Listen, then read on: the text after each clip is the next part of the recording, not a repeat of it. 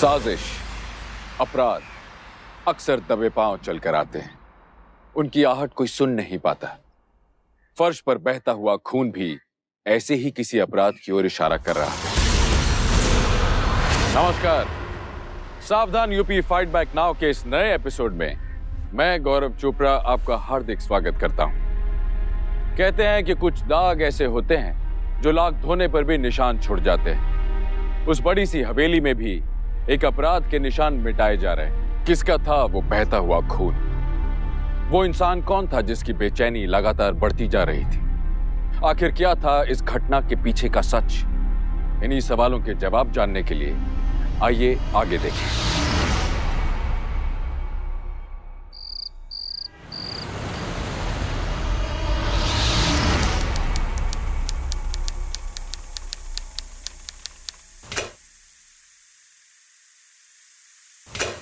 बहुत थोड़ा सा आटा बचा है छोटी माँ, आटा लाना पड़ेगा। अच्छा, जरा देख तो कितना आटा बचा है।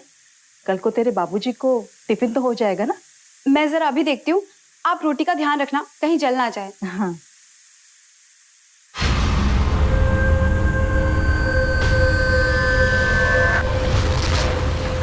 कल सुबह की रोटी बन जाएगी, शाम की रोटी के लिए आटा लाना पड़ेगा। ठीक है। अरे संध्या, अरे आज रोटी मिलेगा कि उठ जाए? हाँ हाँ, बन रही ना रोटी। हम लोग मशीन थोड़ी ना है।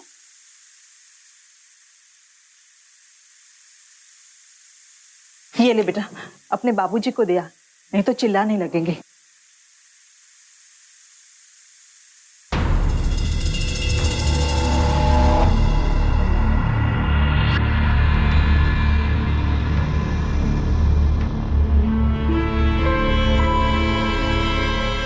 क्या है? सारा दिन मेहनत करके घर आओ और खाने को क्या मिलता है? ये जला हुआ रोटी। अब ये जला हुआ रोटी खाए हम? रोटी जल गया है क्या? ये लीजिए। अरे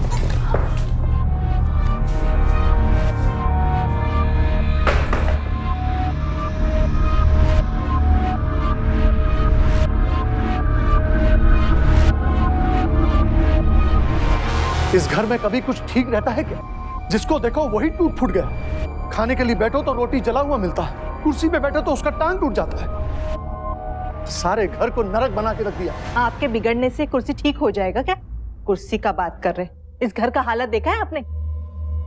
पता नहीं कब टूट के गिर जाए। कहना क्या चाहती हो? इस घर को फेंक दें और नया लेके आए? हाँ हाँ, हो सके तो ले आइए ना। इतना बड़ा ना सही, छोटा ले आइए, लेकिन मजबूत ले आइए। अरे हमारे बाप दादा का मकान है, ये खानदानी घर है, ये समझी? हमारे बाद हमारे आने वाली पीढ़ी को जाएगा।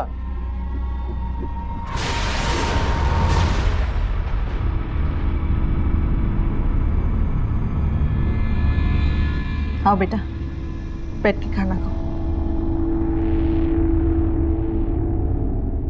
हमारा किस्मत ही खराब है।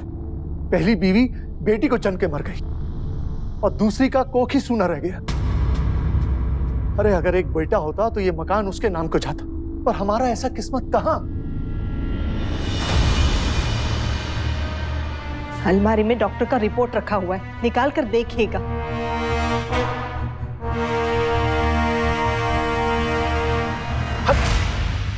नहीं खाना हमको, खाना वही चैन से खाना तक खाने नहीं देता है। सच कहते हैं सब, सारी मुसीबत की जड़ औरत ही है।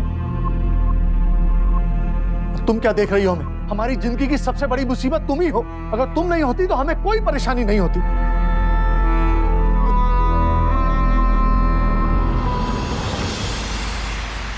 मत रोइए छोटी माँ, रोने से क्या फायदा?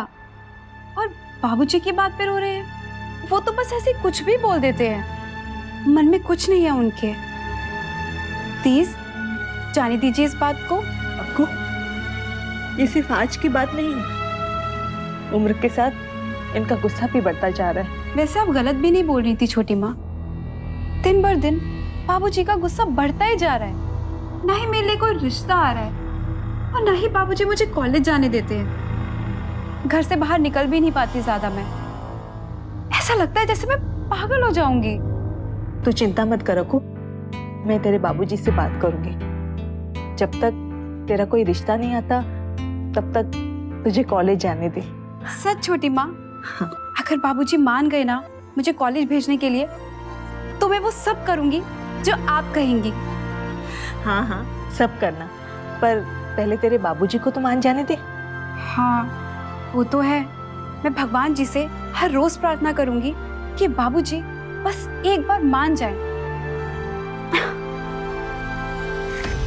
तुम्हारे कॉलेज जाने से तुमसे ज्यादा मुझे फायदा होगा को। अच्छा आइडिया है।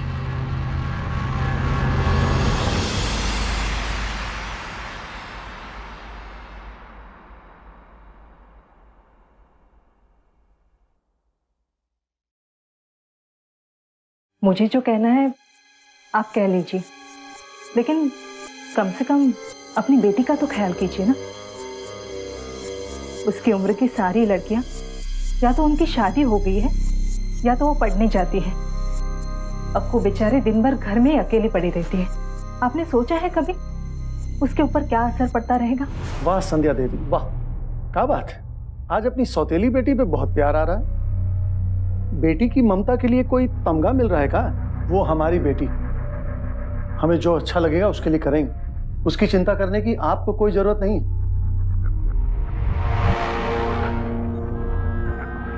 कोई तमगा नहीं मिल रहा है हमें। हम तो बस यही चाहते हैं कि इस घर में सुख और शांति बनी रहे। आपके चेहरे पे हमने कभी कोई खुशी नहीं देखी, तो कम से कम अक्कू को तो खुश रहने दीजिए ना। वो खुश रहेगी तो उसे देखकर हम भी खुश हो जाया करेंगे। जय हो साध्वी संध्या माता की, जय हो।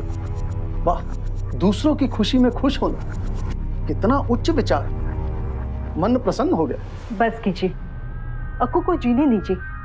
वो थोड़ा पढ़ लिख लेगी तो अच्छा पढ़ा लिखा लड़का मिलेगा उसे। और आप तो आजकल की पीढ़ी को जानते हैं ना, अच्छी पढ़ी लिखी लड़की खोजते हैं ताकि शादी के बाद वो काम कर सके और आमदनी दुगनी हो। हम खानदानी लोग हैं संध्या, हमारे घर की बेटियां बाहर जाके काम धंधा नहीं करती। हम अपनी बेटी के लिए ऐसा ही घर ढूंढेंगे।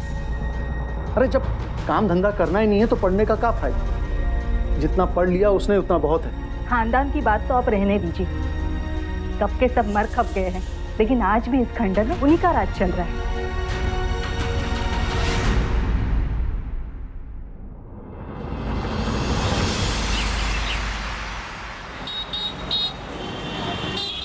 भैया जरा टमाटर देना, आधा किलो देना।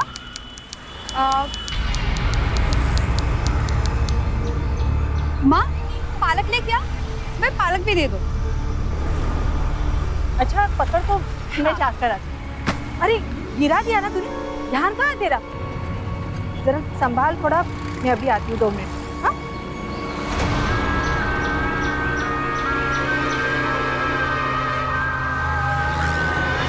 अरे आपकी तो बहुत सारी सब्जी गिर गई, लाइए मैं उठा देता हूँ।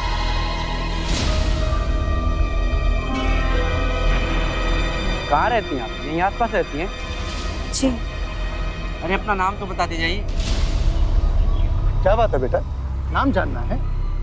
हम बताते हैं इसका नाम। आओ आओ आओ। अरे क्या हो गया? कौन है ये हमारी बेटी का नाम जानना चाहते हैं, बहुत उत्सुक है नाम जानने के लिए।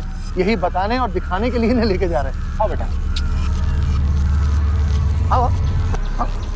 अक्कू तुम आगे बैठो।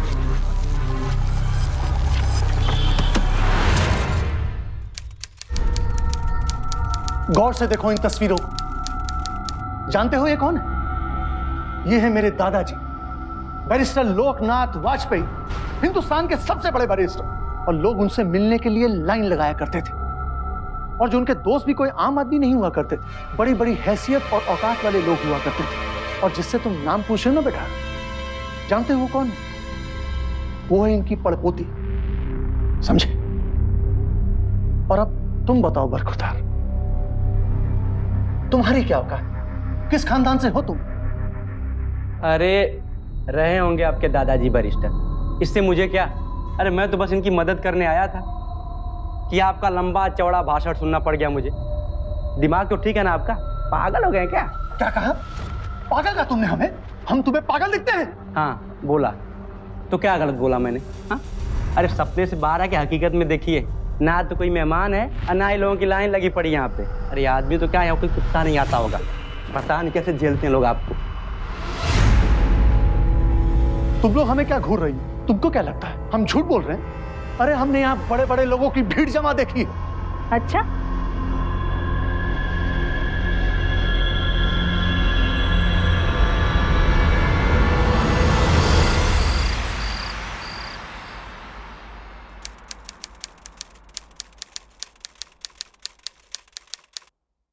ये क्या तुम सारा दिन बैठ के फालतू का किताब पढ़ती रहती हो? जाओ जाके चाय लेके आओ मेरे लिए।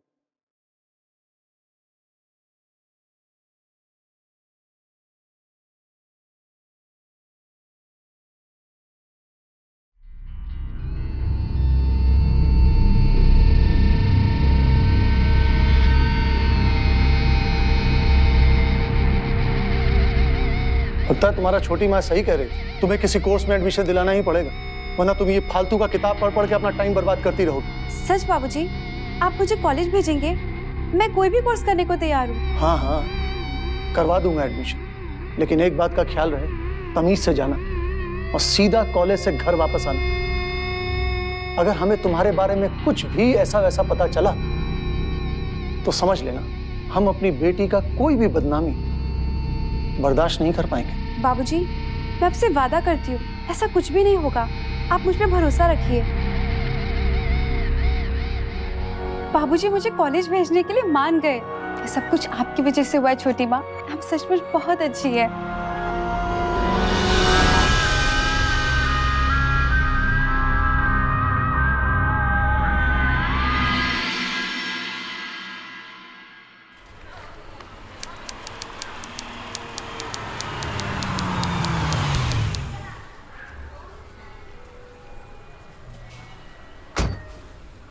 देखो, जो कुछ करना है जल्दी जल्दी कर लो, हम आधा घंटा में आएंगे तुम लोगों को लेने। ठीक। चलो।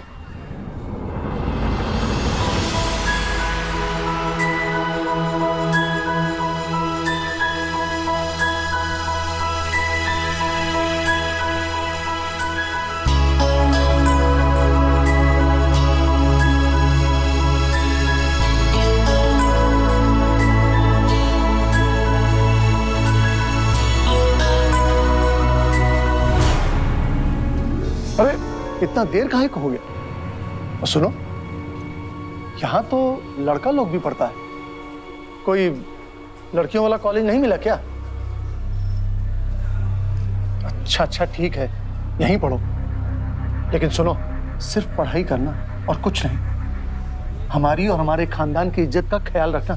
बाबूजी, मैं ऐसा कुछ भी नहीं करूंगी जिससे आपके और हमारे खानदान पर कोई भी दाग लगे।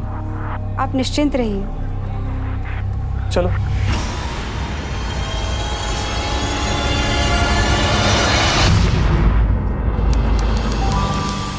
ये लो,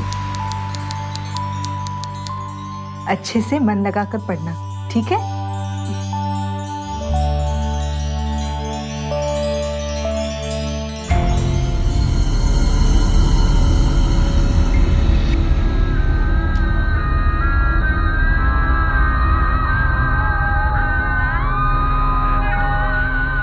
सुनो,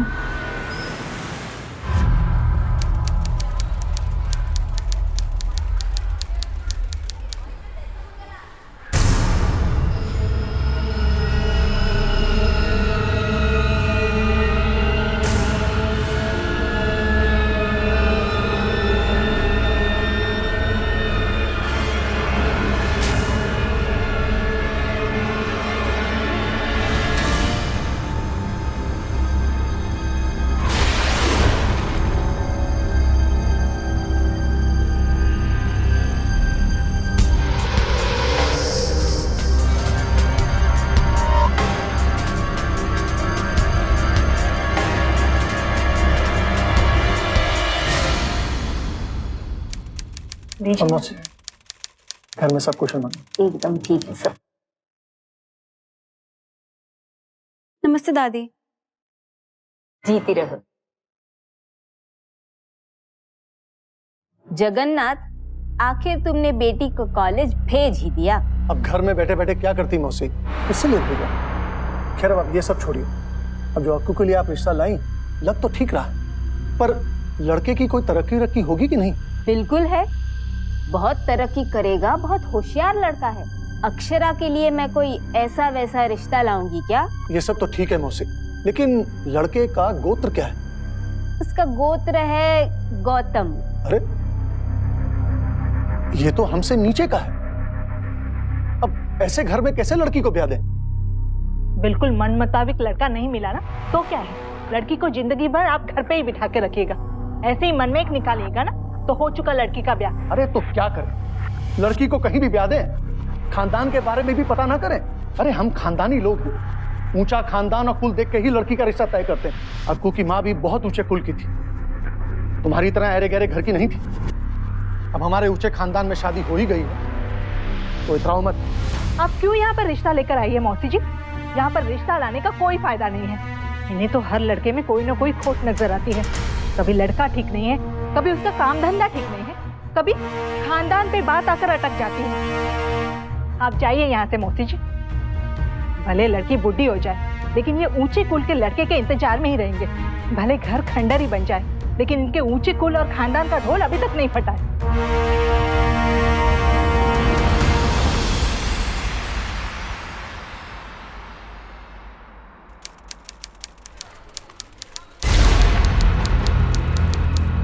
हमारा नाम राहुल है और तुम्हारा? अक्षरा, अक्षरा वाजपेयी। अक्षरा वाजपेयी, बड़ा ही प्यारा नाम है। मुझसे दोस्ती करोगी?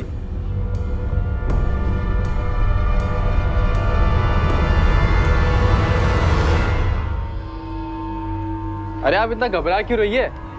मैं क्या इतना बुरा हूँ क्या? चलो कोई बात नहीं, कैंटीन में मेरे साथ कम से कम एक कप कॉफी तो पी लीजिए। यकीन मानिए मेरा और कोई मतलब नहीं है, मैं तो सिर्फ आपसे दोस्ती करना चाहता हूँ। देखिए मैं ऐसी वैसी लड़की नहीं हूँ, मुझे किसी से कोई दोस्ती नहीं करनी। अब प्लीज मेरा पीछा करना बंद कर दीजिए।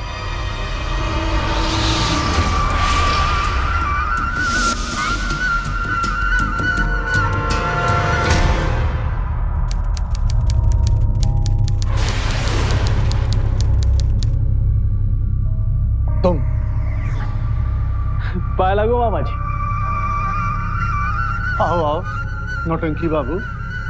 संध्या चाय ले आओ, और हाँ बिस्कुट भी।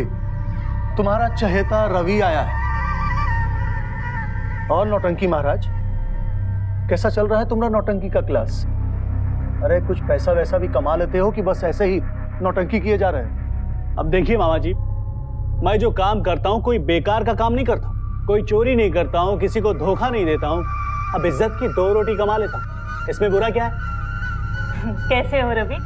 मैं अच्छा मामी, आप कैसी हैं? मैं भी बहुत अच्छी हूँ। और सुनाइए, कोई ताज़ा खबर? हाँ वो अक्कू है ना, कॉलेज जाने लगी। हाँ वो तो पता है मुझे, कॉलेज में देखा था उसको, उसी के बारे में बात करने आया हूँ। मामा, अक्कू की शादी की फिक्र नहीं है आपको? बेटा बाप हैं हम उसके, हमको फिक्र नहीं होगा तो और किसे होगा? और तुम्हें आज अचानक काहे को फिक्र होने लगा? पहले तो तुम कभी इस बारे में कोई बात नहीं की। अरे बहन है तुम्हारी, आज तक कोई अच्छा रिश्ता लाए हो? नमस्ते रवि भैया, कैसे हैं आप? अरे अक्कू, मैं एकदम सॉलिड हूँ, तुम कैसी हो? मैं अच्छी हूँ, कॉलेज में कोर्स कर रही हूँ, बस अभी हाथ में धो के आती हूँ। हाँ हाँ हाँ।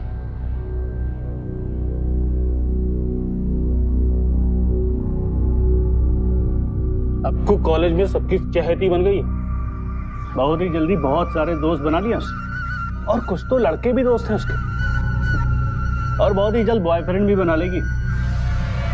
अब उसके लिए लड़का देखने की क्या जरूरत है? अरे क्या हो गया आपको? लड़कों से सिर्फ दोस्ती की है ना, उसमें कुछ गुस्सा करने की क्या जरूरत है? ये इसका क्या करेंगे आप? अरे सुनिए तो, कहाँ जा रहे हैं आप? अक्कू अपने बाबूजी से माफी मांग ले, उनको बोल दे कि उस लड़के से तू कभी नहीं मिलेगी। बोल ना अक्कू, अक्कू बता ना। छोड़ मत, जाने दीजिए ना, माफ कर दीजिए उसे, जवान है, जवानी में ऐसा गलती सबसे हो जाता है। अक्कू तूने कुछ ऐसा वैसा तो नहीं किया है ना? ऐसा वैसा?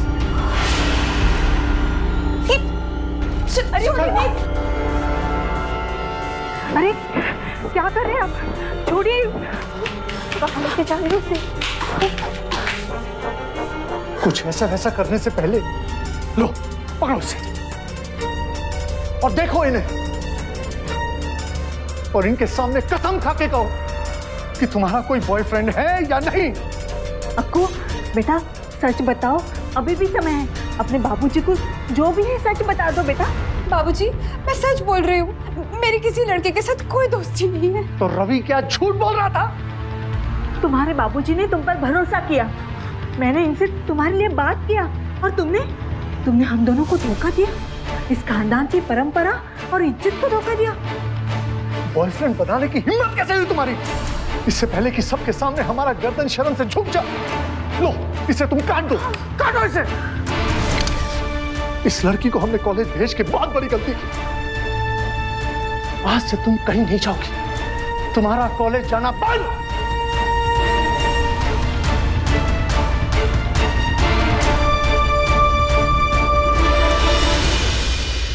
वो अक्कू, मुझे उसके बारे में कुछ नहीं सुनना है। एक बार मैंने कह दिया कि वो कॉलेज नहीं जाएगी तो नहीं जाएगी। हाँ कॉलेज तो नहीं जाएगी, पर मेरे साथ बाजार आ सकती है ना, या फिर कभी उसका सिनेमा देखने का मन करे तो ले जाऊं ना। ठीक है, लेकिन उस पर नजर बनाए रखना।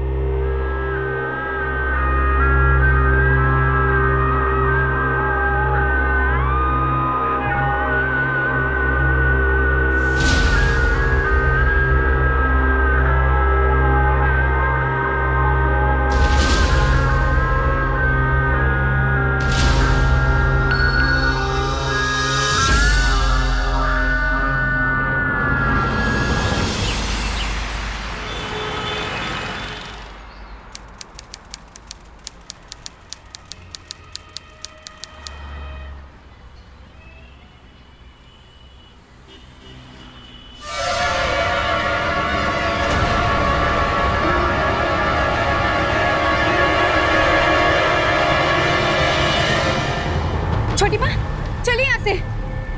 अरे क्या हुआ, सिनेमा नहीं देखना है क्या तुम्हें? अरे अक्षरा कैसी हो तुम? आजकल कॉलेज नहीं आ रही हो तुम, 3-4 दिन से दिखाई भी नहीं दी। सब ठीक तो है ना?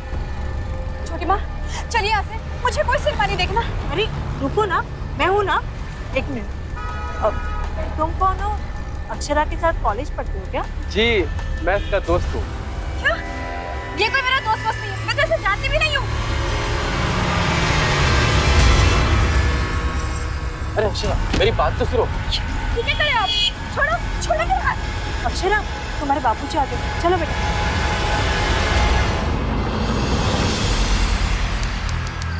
आज इन्होंने अक्कू को बहुत मारा, लगता है हमारा प्लान काम कर रहा है। अगर ऐसे ही चलता रहा ना तो किला जल्दी फतेह हो जाएगा।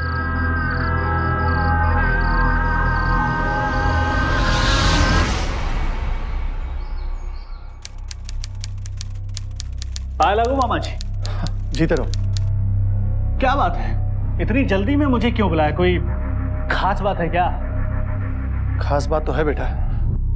दरअसल हम सोच रहे हैं कि पीछे नौकर वाले क्वार्टर की जो जगह उसे बेच दें। वैसे भी अब नौकर रखने की हैसियत तो हमारी है नहीं, फिर उस जगह का क्या फायदा। अब उस जगह को बेचकर अक्कू के दहेज के लिए अच्छी रकम आ जाएगी। अब अच्छा दहेज देंगे तो हो सकता है अक्कू के लिए कोई अच्छा लड़का भी मिल जाए।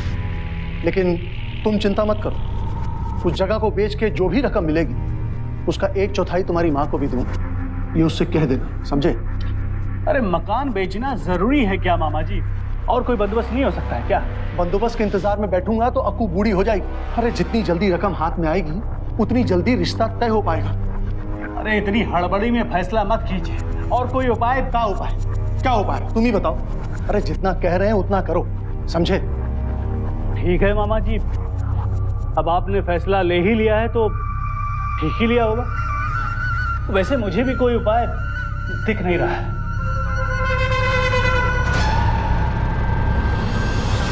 अब जो करना है जल्दी ही करना पड़ेगा। अरे मकान बेचना इतना आसान नहीं है और मामा जी से होगा नहीं। अरे करोड़ों का मकान है वो, ऐसे आसानी से नहीं जाने देंगे उसे।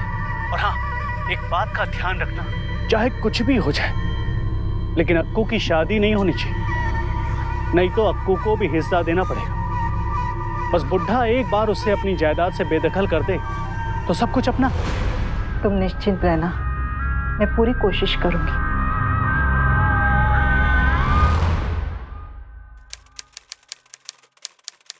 इस बार तुम्हारी बेटी के लिए बहुत अच्छा रिश्ता लाई हूँ। जगन्नाथ, इस बार मना मत करना। लड़का डॉक्टरी पढ़ रहा है। वो और उसका परिवार विदेश में रहता है। उनको लड़के का पढ़ाई पूरा करने के लिए थोड़ा ज्यादा पैसा चाहिए। कितना मांग रहे हैं? 50 लाख।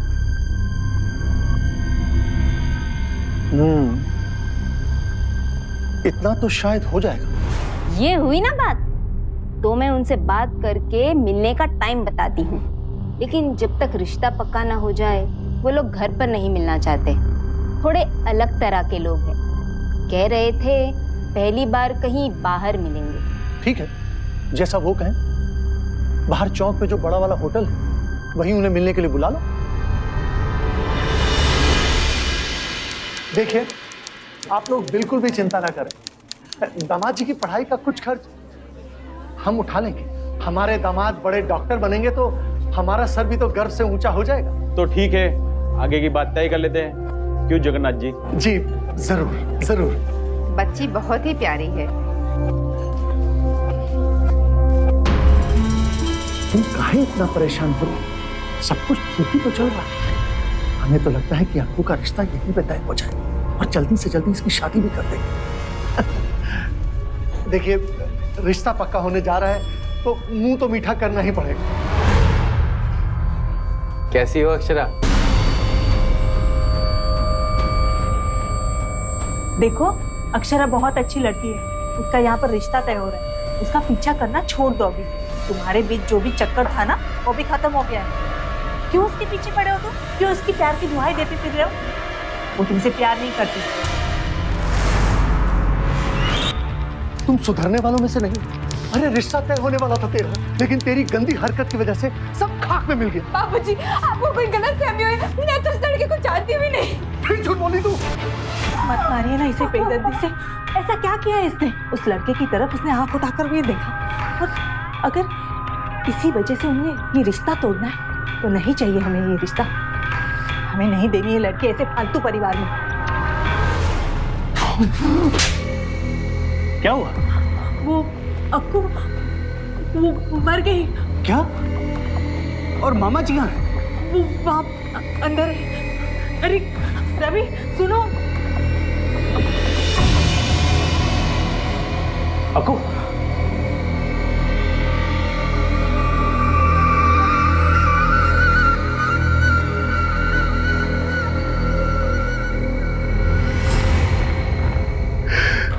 मामी, मामा जी को बाहर लेकर जाइए।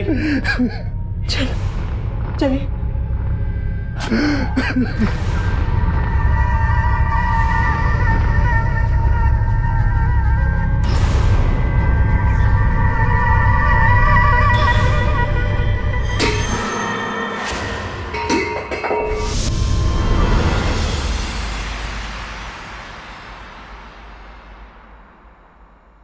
पुलिस को तो बुलाना ही पड़ेगा। अब हमारे पास कोई रास्ता नहीं बचा है। मामा जी, आप पुलिस को सरेंडर कर दीजिए। साफ साफ कह दीजिएगा पुलिस से कि आपने ये खून जानबूझकर नहीं किया। अरे गलती से हो गया आपसे। हम कोर्ट में अपील करेंगे। हो सकता है आपकी सजा शायद कम हो जाए। रवि ठीक कह रहा है। हमें पुलिस को बुलाना ही होगा। आप कहाँ लेके जा रहे हैं? उन्हें छोड़ दीजिए। अरे सुनिए तो।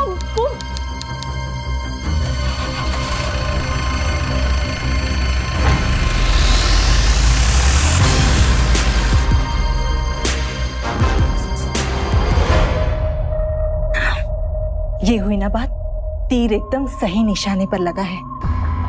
अब बस इतना कर देना कि जायदाद मेरे नाम हो जाए, बस। सब कुछ तुम रख लोगे तो मैं क्या झुंझुना बजाऊंगी? जो कुछ भी तुम्हें मिलेगा ना, उसमें से आधा हिस्सा मुझे देना होगा, समझे ना? अरे हाँ, पहले जायदाद तो मिल जाने दो। एक मासूम लड़की अपनों के ही लालच और दरिंदगी का शिकार बन गई। हालांकि संध्या ने अक्षरा की मौत का प्लान नहीं बनाया था, पर उसकी मौत से उसे कोई पछतावा भी नहीं था। कैसी गिरी हुई मानसिकता के लोग थे ये, जो एक मासूम की मौत का जश्न मना रहे थे। एक ऐसी लड़की की मौत का जश्न मना रहे थे जिसने अपनी सौतेली मां पर अपनी सगी मां से ज्यादा विश्वास किया। संध्या और रवि अब जगन्नाथ की प्रॉपर्टी हड़पने के लिए क्या करने वाले थे? क्या वो अपने मंसूबों में कामयाब होंगे? क्या होगा इस कहानी में आगे? आइए देखें।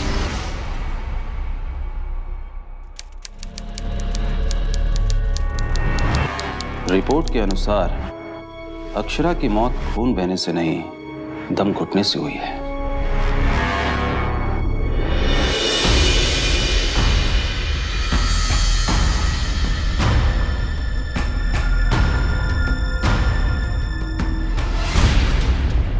तुम तो कह रहे थे कि तुम अक्षरा को मार रहे थे, फिर उसका दम कैसे घुटा? पता नहीं इंस्पेक्टर साहब, हम सच कह रहे। हम तो सिर्फ उसे मार रहे थे, उसका खून निकलने लगा और मर गई। फिर से याद करो, कहीं मारते मारते तुमने उसका गला तो नहीं दबा दिया? नहीं इंस्पेक्टर साहब। ये तो मानने को तैयार ही नहीं है कि अक्षरा का इसने गला दबाया है। तो फिर अक्षरा के गले पर उंगलियों के निशान किसके? अजीब बात है, ये पूरी तरह से सच नहीं है। इस कहानी के अभी और पन्ने खुलने बाकी हैं। आप यहाँ जगन्नाथ जी से मिलने आई हैं? जी। अच्छा एक बात बताइए, जब जगन्नाथ जी अक्षरा को पीट रहे थे तो क्या उसका गला भी दबाया था? जी, वो मैंने उन्हें मारते हुए देखा था, पर गला दबाते हुए नहीं देखा था। वो थोड़ी देर के लिए मैं बाहर गई थी, हो सकता है। आप बाहर क्यों गई थी? वो उनको रोकना बहुत ही मुश्किल हो गया था, तो मैं बाहर कुछ खोजने गई ताकि उसे दिखा के डरा के उन्हें रोका जा सके। पर मैं एक डंडा लेकर आई, लेकिन फिर मैंने देखा कि अक्षरा तब तक मर चुकी थी। ठीक है, आप अपने पति से मिल सकती हैं।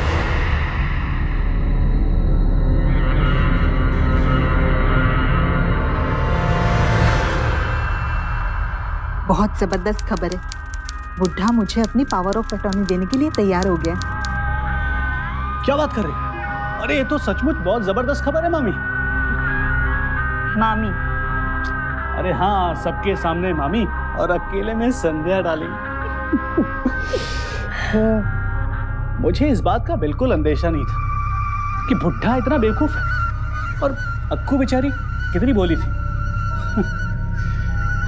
देखो ना, सारे काम कितनी आसानी से हो गए, और राहुल ने तो कमाल की एक्टिंग की। बुढ़े को यह मानना पड़ा कि राहुल और अक्कू का कोई चक्कर चल रहा है, वरना अक्कू को मारने का तो कोई प्लान ही नहीं था हमारा।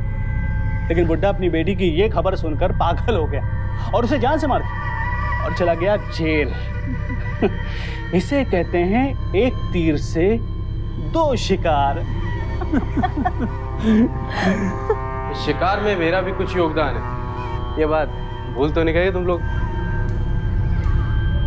मेरा पैसा कब दोगे तुम? हाँ, ले लेना ना, पहले जायदाद तो बिकने दो। और तुम इतने हड़बड़ा क्यों रहे हो?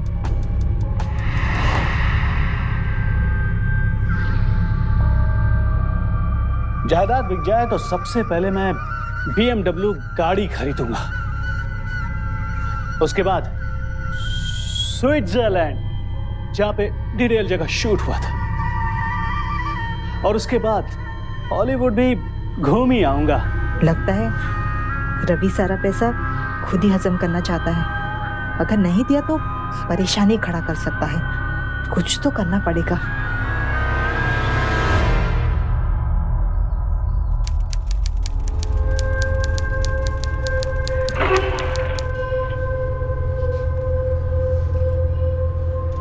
इंस्पेक्टर साहब, मुझे आपसे कुछ ज़रूरी बात करनी है। कहिए।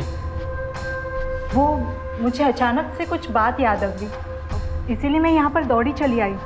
मुझे लगता है कि आपको इस केस में उससे कुछ मदद मिल सकती है।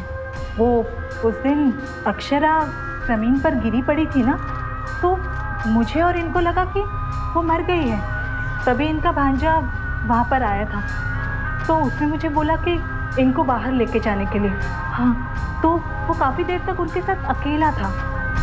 15 मिनट बाद वो बाहर निकला, तो मुझे लगता है कि उसी ने अक्षरा का गला दबाकर उसे मार दिया होगा। लेकिन वो ऐसा क्यों करेगा? क्योंकि उसकी नज़र हमारे जायदाद पर काफ़ी दिनों से गड़ी हुई थी, इसीलिए उसने अक्षरा को गला दबाकर मार दिया होगा। इसका मतलब हमें रवि से पूछताछ करनी पड़ेगी।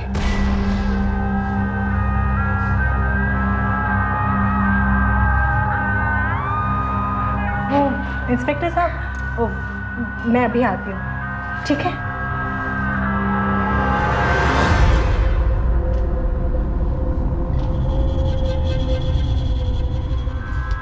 सुनो, पुलिस को लगता है कि अक्कू की जान बुड्ढे के पीटने से नहीं हुई है, बल्कि उसका गला दबाने से हुई है। उन्हें शक है कि तुमने ही उसका गला दबाकर उसे मार दिया है। तो अपनी जान बचानी है ना, तो भागो यहाँ से।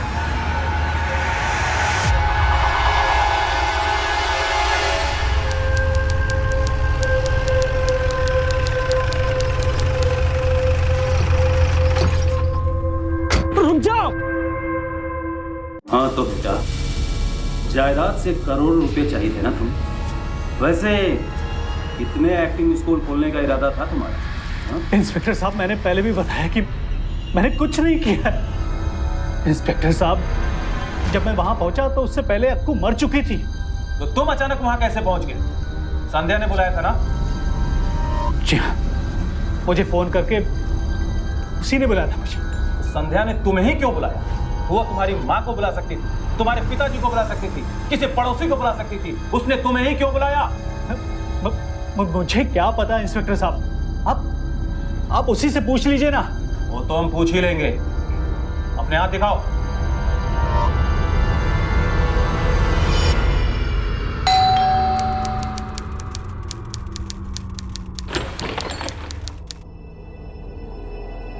चलिए संध्या जी, आपको हमारे साथ थाने चलना पड़ेगा।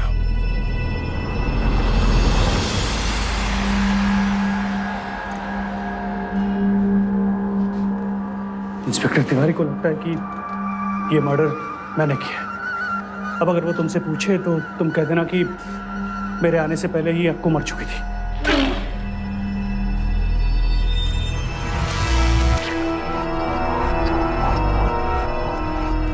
संध्या जी, जरा अपने हाथ तो दिखाइए।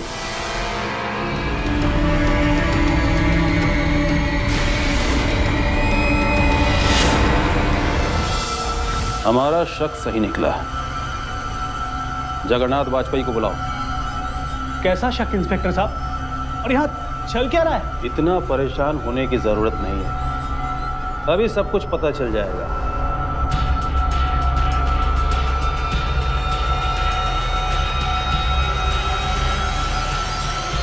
वाजपेयी जी, आपने अपनी बेटी का खून नहीं किया है।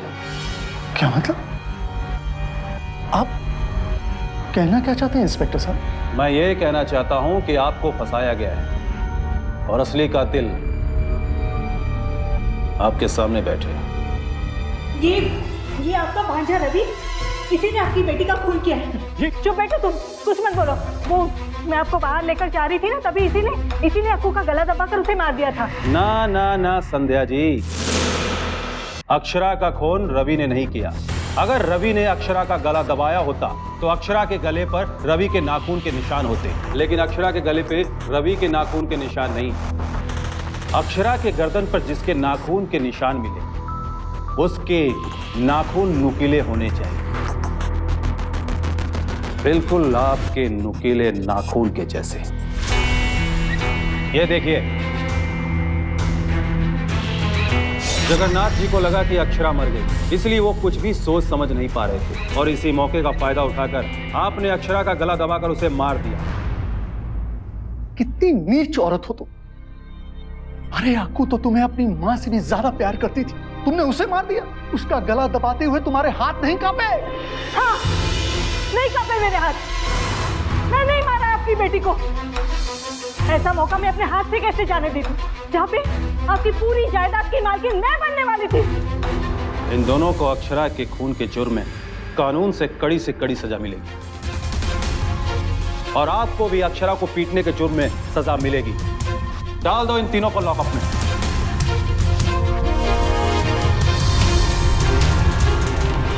जमीन और प्रॉपर्टी के लिए होने वाली लड़ाइयों और अपराधों का इतिहास बहुत लंबा है, न जाने कितनी जाने गई। नेशनल क्राइम रिसर्च ब्यूरो के हिसाब से प्रॉपर्टी क्राइम रेट के मामले में उत्तर प्रदेश हमारे देश में दूसरे नंबर पर आता है। लालच किसी का सगा नहीं होता। अपने लालच को पूरा करने के लिए इंसान अक्सर अपराध कर बैठता है। जगन्नाथ की गलत सोच और संध्या की लालच की वजह से एक मासूम की जान चली गई। संध्या वाजपेयी को यह साजिश रचने के लिए और अक्षरा के कत्ल के इल्जाम में आईपीसी की धारा 108, 120 बी और 302 के तहत उम्र कैद की सजा हुई। वहीं राहुल पांडे और रवि ठाकुर को इस कॉन्स्पिरेसी में शामिल होने के लिए आईपीसी की धारा 120 बी के तहत 3 साल की सजा हुई। जगन्नाथ पर कत्ल का आरोप नहीं लगा, पर उसे अपनी बेटी को शारीरिक रूप से प्रताड़ित करने के जुर्म में इंडियन डोमेस्टिक वायलेंस एक्ट और आईपीसी की धारा 352 के तहत 1 साल की सजा हुई। आइए आप और हम मिलकर एक नारा लगाएं, एक मुहिम छेड़े कि हम उत्तर प्रदेश को एक क्राइम फ्री प्रदेश बनाकर रहेंगे। आइए मिलकर अपने इस सपने को साकार करें, कानून की मदद करें, अपराध के खिलाफ आवाज उठाइए, चाहे अपराध आपके घर के अंदर हो या घर के बाहर। इसी नारे और उम्मीद के साथ गौरव चोपड़ा को दीजिए इजाजत। फिर लौटूंगा एक सच्ची घटना को लेकर, जहां उत्तर प्रदेश क्राइम से लड़ेगा और बखूबी जीतेगा। तब तक देखते रहिए सावधान यूपी, फाइट बैक नाउ। तो सावधान